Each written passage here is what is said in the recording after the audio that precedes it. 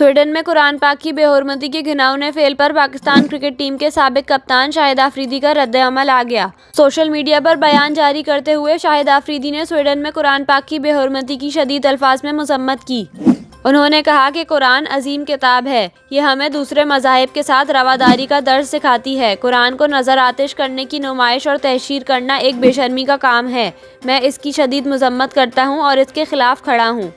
शाहिद आफरीदी ने मजीद कहा कि इस्लामोफोबिक कार्रवाइयाँ इजहार राय की आज़ादी नहीं हैं। इससे कबल वज़ीर आज़म शहबाज शरीफ ने स्वीडन में कुरान पाक की बेहुरमती की शदीद अल्फाज में मजम्मत करते हुए इसे मुसलमानों के जज्बात को मजरूह करने की साजिश करार दिया था।